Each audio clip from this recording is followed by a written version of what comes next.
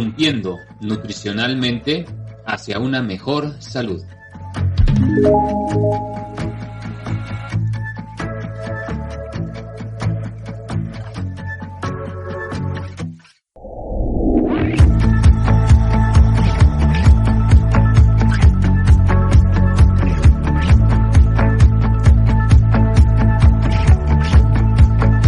Irrumpiendo nutricionalmente hacia una mejor salud.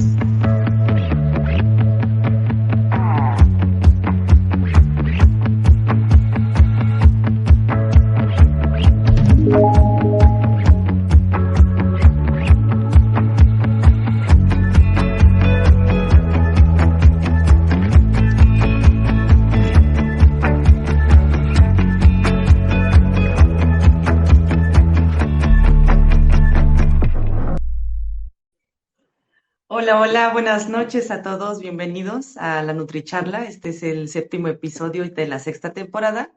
Ya un ratito sin saludarlos, pero me da mucho gusto estar de vuelta compartiendo un poquito de algunos temas de nutrición, algunos temas que a mí en este caso me parece muy interesante lo que vamos a charlar hoy, que es la obesidad y resistencia a la insulina, desde un aspecto pues un poquito más fisiopatológico probablemente y sobre todo en la parte nutricional.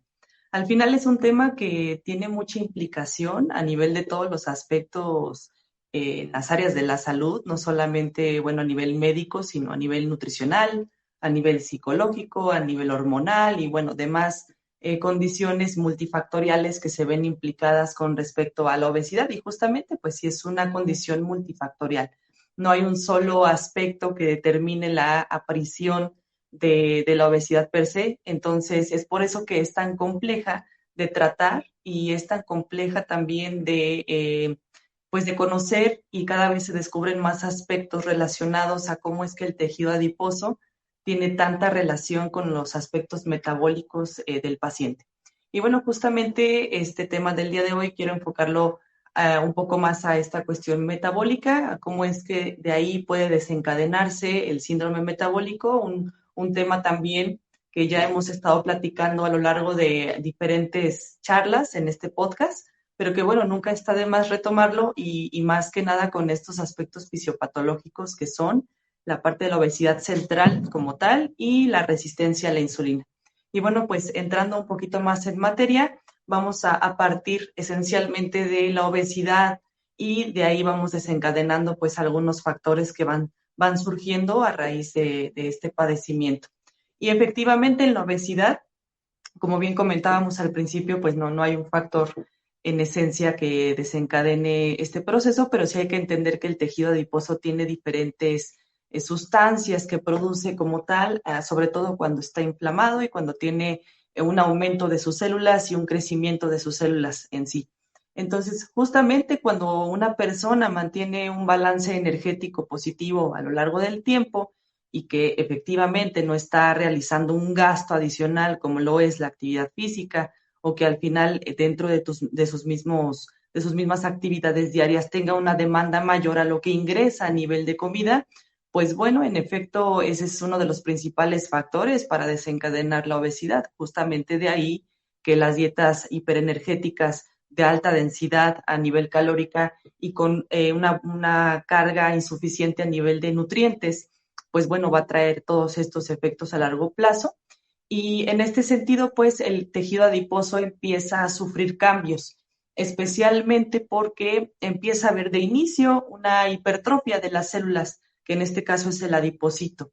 Al haber hipertrofia, entendemos que crecen las células porque pues al final son células de almacén a nivel de grasa y a nivel sobre todo, bueno, en este caso triglicéridos, que es como almacenamos los ácidos grasos que ingresan a nuestro cuerpo. Entonces, al haber una hipertrofia, pues naturalmente también hay mucha más demanda de almacén y llega un punto en el que el tejido adiposo, por decirlo así, no da abasto y tiene que generar nuevas células que permitan este almacenaje de la grasa, a lo cual conocemos como una hiperplasia, que ya no solamente es el crecimiento de las células per se, sino ya es un aumento de los adipocitos directamente en este tejido, lo cual nos da a entender que hay mucha más reserva que se necesita para almacenar, en este caso, en el tejido adiposo. Esos dos efectos pues alteran mucho la química natural justamente de este tejido y empieza a haber un proceso inflamatorio, lo cual conocemos como inflamación crónica de bajo grado, inflamación sistémica de bajo grado, que al final, como su mismo nombre lo dice, es como pequeñas dosis de inflamación a lo largo del tiempo que pues al final van a traer repercusiones metabólicas interesantes y muy, muy impactantes para la persona en sí que la padece. De inicio, pues bueno, vamos a entender que, como les comentaba al principio, que el tejido adiposo produce algunas sustancias por sí solo. Es un tejido muy complejo.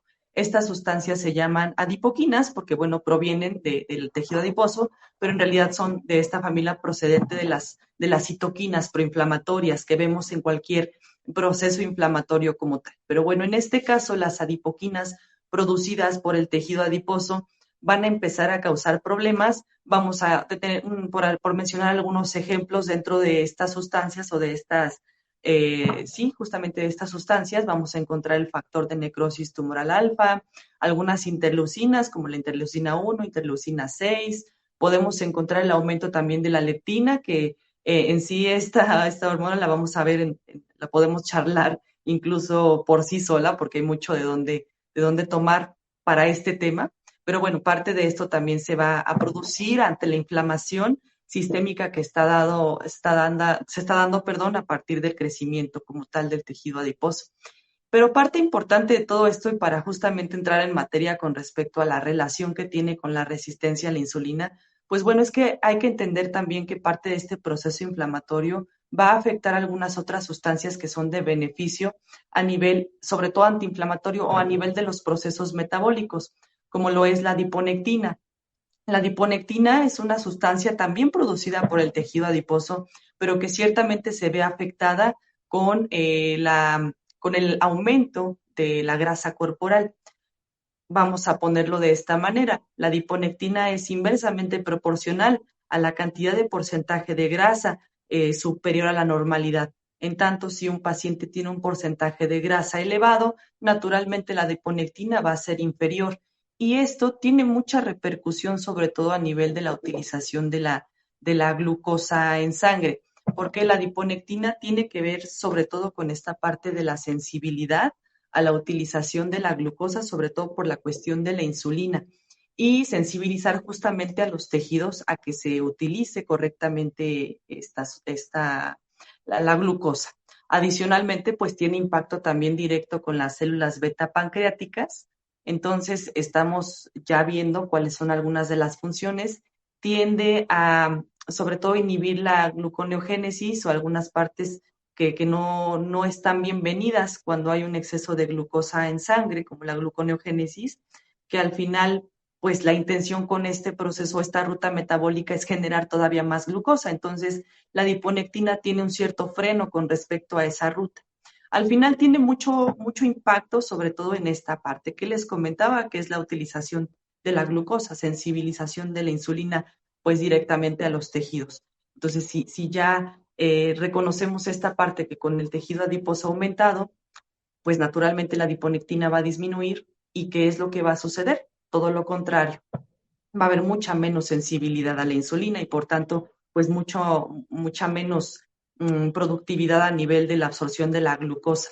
Y todo esto en conjunto o aunado a que el paciente sigue teniendo una dieta altamente hiperenergética con una cuestión de, sobre todo el consumo de carbohidratos simples en este caso, donde a nivel del torrente sanguíneo pues hay un exceso de glucosa circulante. En este sentido va a haber mucha más demanda de insulina para poder ingresar a células la glucosa. Esta demanda pues ciertamente va a impactar de forma directa a nivel de células beta pancreáticas para estar sobreproduciendo más insulina. Y teniendo en cuenta que la adiponectina ya no es tan eficiente, pues bueno, vamos a tener poca sensibilidad y mucha demanda. En este caso también es importante, bueno, reconocer que uno de los principales factores para desencadenar como tal la resistencia a la insulina, pues es el daño del receptor que tienen las células para recibir, valga la redundancia, la insulina y que puedan activarse los accesos celulares a la glucosa. Y aquí es importante porque, bueno, pues hay que reconocer que en la mayor parte de las células dependientes de insulina para poder ingresar la glucosa tienen ciertos accesos que se les llaman GLUT. Hay diferentes GLUT en todo nuestro cuerpo, en todos los tejidos, pero vamos a centralizarnos en este caso especialmente en los GLUT2 y en los GLUT4. Por mencionar los GLUT2, estos los vamos a encontrar sobre todo en la parte del hígado y en el páncreas. Estos GLUT2 no son dependientes de insulina porque, bueno, pues al final están en tejidos que naturalmente producen la insulina y que pues no necesitan permiso, por así decirlo, para que entre glucosa o energía a esos órganos. Pero por otro lado, que son los GLUT4, que son los más implicados en esta razón de la resistencia, eso sí requieren una señalización insulínica o sí dependen de insulina y especialmente los vamos a estar encontrando en algunos tejidos como lo son el tejido adiposo, el tejido muscular y el tejido cardíaco. Entonces vean la importancia de esos GLUT. Al final, entonces, estas células que dependen de insulina, que tienen GLUT4, vamos a tener entonces un panorama normal en donde la normalidad sería entonces que haya glucosa circulante, que esta señalización entre a través de los GLUT2 para el páncreas y dé señal a que hay glucosa circulante y se requieren moléculas de insulina, ¿no? Para que dé acceso a través de los GLUT4 a los tejidos que ya les mencioné. Sin embargo, pues bueno, esto es en condiciones normales, donde la insulina va directamente al receptor, se abre, GLUT4 y también se abre otra molécula que se llama la lipoproteína lipasa, LPL por sus siglas. Y bueno, vamos a entender que esta lipoproteína lipasa tiene mucha importancia, sobre todo en el almacén de algunos ácidos grasos que también están circulantes a nivel del torrente sanguíneo. Digamos que es el medio de captura de estos ácidos grasos para convertirlos a triglicéridos y poder almacenar, teniendo en cuenta, bueno, que la insulina es totalmente anabólica y que le encanta guardar cosas. Entonces, en este caso, pues sí, justamente eso sería en condiciones normales, precisamente que entre la glucosa a través de los GLUT4 y que la LPL haga su función con respecto a los ácidos grasos circulantes.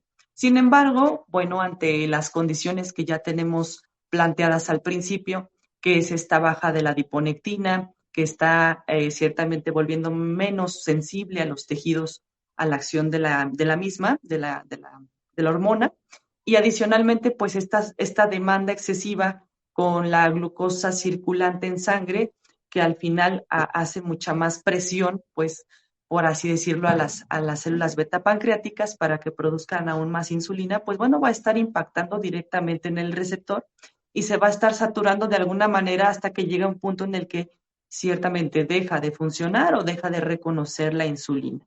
En este punto, pues imaginemos el panorama en el que el receptor no funciona, la insulina precisamente no llega o llega, pero no se reconoce, y en tanto, pues la glucosa circulante va a permanecer a nivel del torrente sanguíneo y no directamente en células, abriendo GLUT4, las lipoproteína lipasa tampoco se activa y por tanto los ácidos grasos también estarán a nivel del torrente sanguíneo y empiezan a largo plazo a causar diferentes impactos.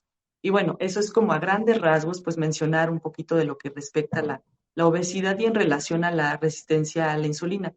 Pero estos dos factores sí son ciertamente importantes porque tienen que ver como un factor fisiopatológico del síndrome metabólico, teniendo en cuenta que el síndrome metabólico es este conjunto de entidades, este conjunto de pues signos también, por así mencionarlos, algunos síntomas adicionalmente que pueden aparecer en forma conjunta o de forma consecutiva.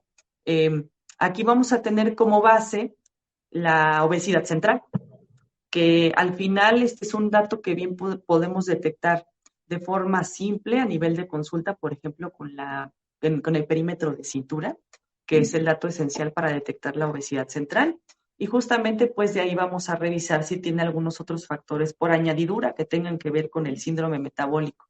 De aquí podemos encontrar, según algunas bibliografías, bueno, algunos autores refieren únicamente 4, pero hay algunos otros autores que integran uno más. Vamos a ver que como base es la obesidad central. Adicionalmente, que el paciente tenga algún grado de intolerancia a la glucosa relacionado pues con la resistencia a la insulina o bien que ya tenga una diabetes, ¿no? Están estos dos factores. Por otro lado, otro de los factores es la hipertensión. De igual manera, ya sea que el paciente tenga un diagnóstico propiamente de hipertensión o que únicamente esté manejando presiones altas durante varios días.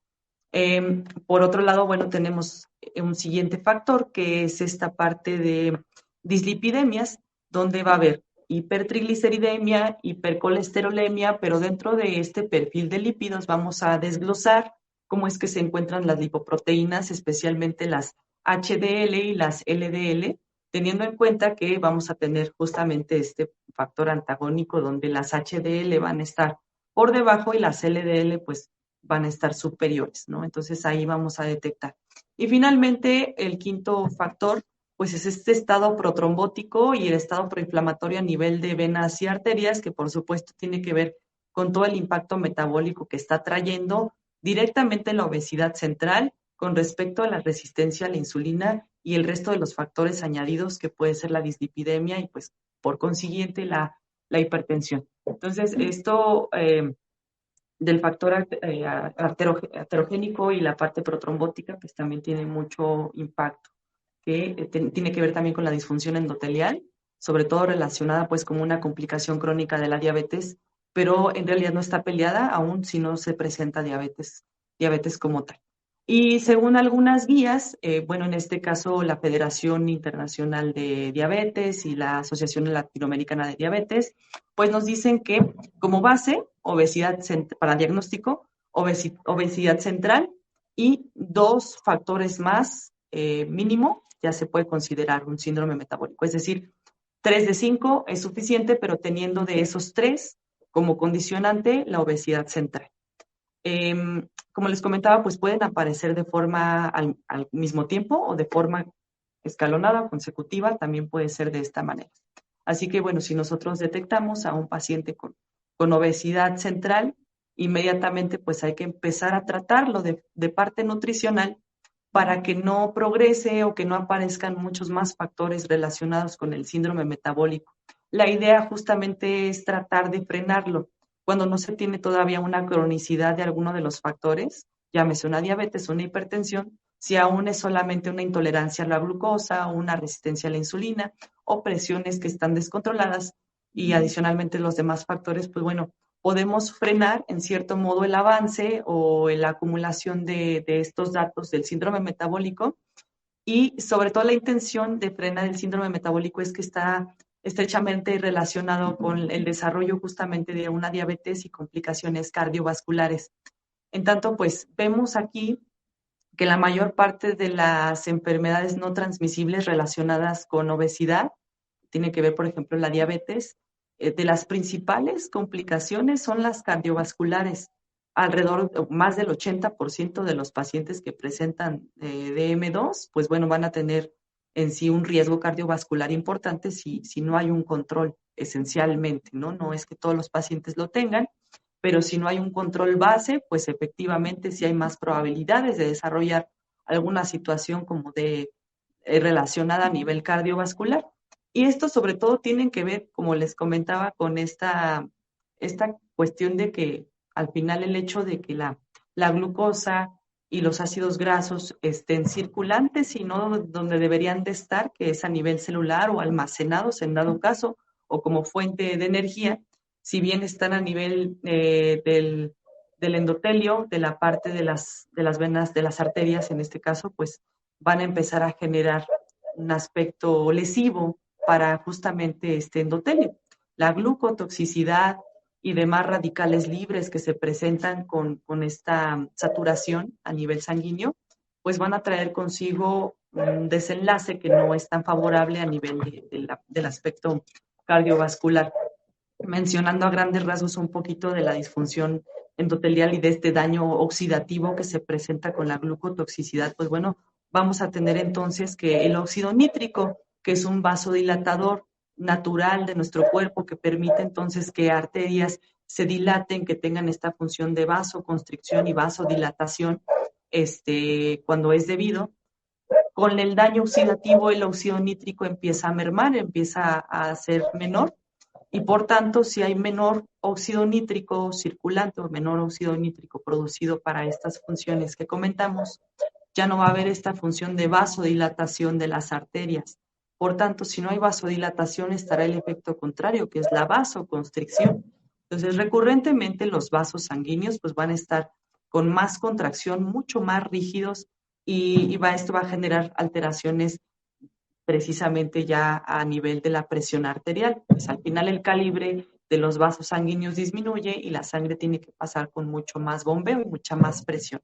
Y adicionalmente, pues esta glucotoxicidad que les comentaba es lesiva, totalmente, daña el endotelio. Digamos que la sangre tiene que pasar suavecito, por así decirlo, a nivel de venas y arterias, pero en este caso, pues la glucosa va a empezar a generar ciertos daños, y dentro de estos daños, pues vamos a tener también que se presenta una inflamación, y esta inflamación a nivel del endotelio va a dar señal al sistema inmunológico de que pues justamente hay un proceso inflamatorio y una lesión a nivel de vasos sanguíneos, y por tanto pues se desencadena un proceso inflamatorio a nivel de citoquinas que va a dar lugar también a cierta señalización de algunas células de nuestro cuerpo que son de defensa, como lo son los macrófagos.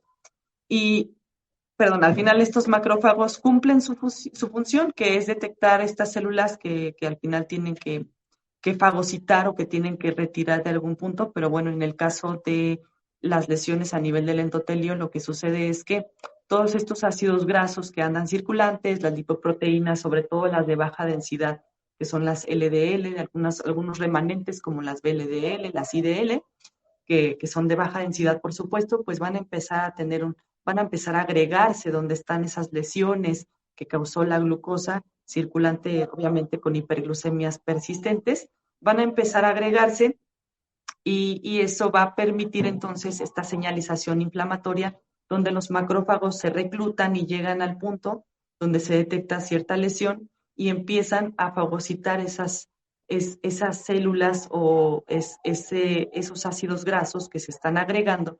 Sin embargo, pues los macrófagos, digamos que no están diseñados para poder fagocitar o comer, entre comillas, estas células grasas. Por lo tanto, comienzan a volverse células espumosas y por tanto comienzan a tener pues una muerte, ¿no? Una muerte celular en este caso.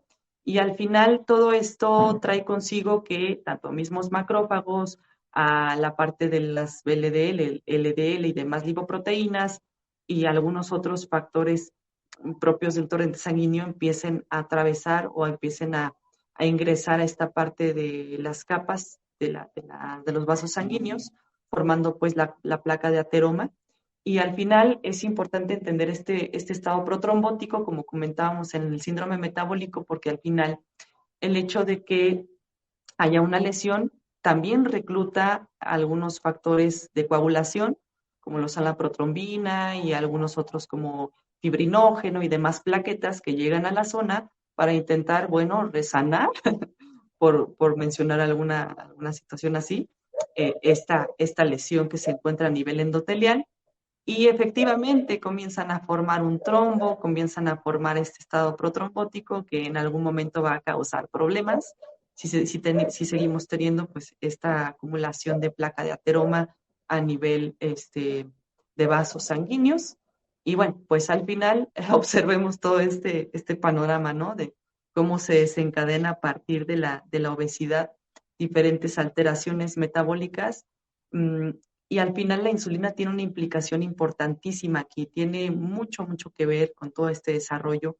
Por eso es tan importante desde que se detecta una obesidad central, tratar de frenar ese progreso o tratar de frenar la adición de nuevos factores propios del síndrome metabólico. Y justamente la alimentación tiene una implicación importantísima a nivel, obviamente, del gasto que tengamos adicional, sobre todo con la parte del ejercicio físico, pues adicionalmente, ¿no? Pero en sí, la nutrición juega un papel importantísimo y sí es importante tenerlo en cuenta. Ya nada más paso a algunos factores referentes con la parte de la obesidad central que comentábamos. Pues bueno, según las guías, vamos a hablar un poquito de esa parte. La Federación Internacional de Diabetes nos dice que El punto de corte para detectar obesidad central en adultos, hombre y mujer, bueno, en este caso en hombre, es mayor o igual a 90 centímetros de cintura y mujer mayor o igual a 80 centímetros. Hay algunas guías que son un poquito más permisivas o que de igual manera las podemos adaptar de acuerdo al contexto en el que estemos trabajando, como lo es la Asociación Latinoamericana de Diabetes, nos dice que en hombres de 94 mayor o igual a 94 y en mujeres mayor o igual a 88. Pero les digo, ya depende un poquito del contexto y de la guía en la que se basen, que al final aquí es un poquito también la cuestión del pensamiento crítico y de lo que nuestro paciente nos vaya indicando, porque al final sí es necesario tener en cuenta estos puntos de corte como partida, sobre todo para detectar el riesgo en quienes ya se encuentren superior a esto. Pero sí es importante reconocer que el tratamiento de la obesidad a nivel nutricional tiene un montón de cambios y tiene muchos procesos que se atraviesan que es importante entender a nivel de este lado, que son los profesionales, y del lado del paciente también.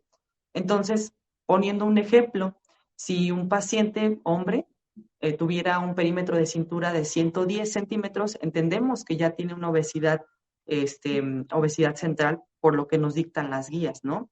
Pero muchas veces nos concentramos tanto en llegar a ese punto de corte que nos olvidamos de muchos beneficios que se van dando a lo largo del tratamiento, día con día, semana con semana, a nivel del monitoreo, en donde podemos darnos cuenta. Entonces, justamente este monitoreo nos va a permitir entender que no todo es llegar a ciertas metas, a lo mejor tan drásticas, sino ir, pues, peldaño por peldaño. En este caso, si el paciente tiene 110 centímetros y en el monitoreo refleja 105, probablemente sigue estando superior a los 90 que nos refiere la guía, pero esos 105 o esos 5 de diferencia a nivel de centímetros ya están haciendo un ajuste poco a poco, pues a nivel metabólico. Entonces, esperar que en el siguiente monitoreo, pues el paciente ya en vez de 105 sea 100 centímetros.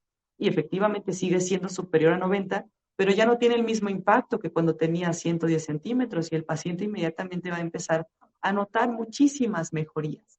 Entonces, es importante adaptarlo a las condiciones del paciente, a cómo está llevando su tratamiento, ir adecuando toda esta parte nutricional, que es un pilar indispensable en esta situación.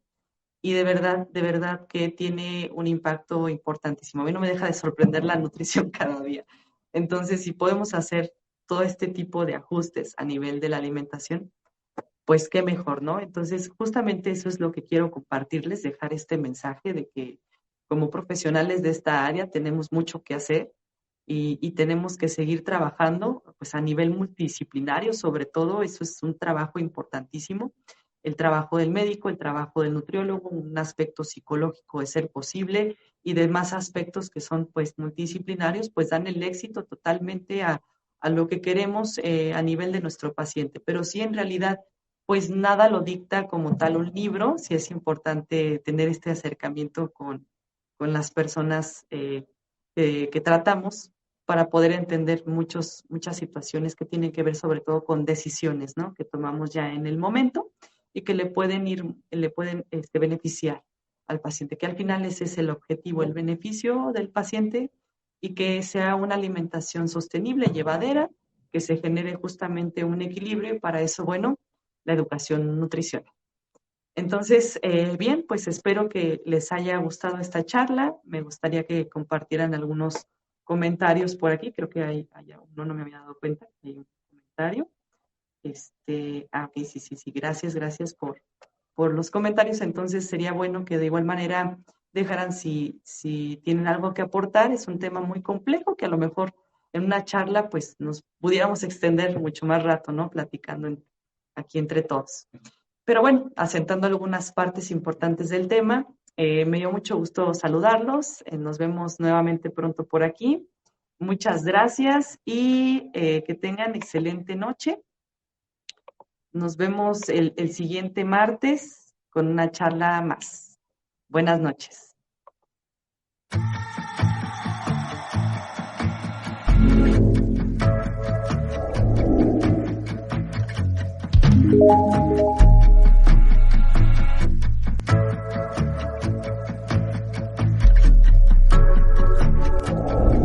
Disrumpiendo nutricionalmente hacia una mejor salud.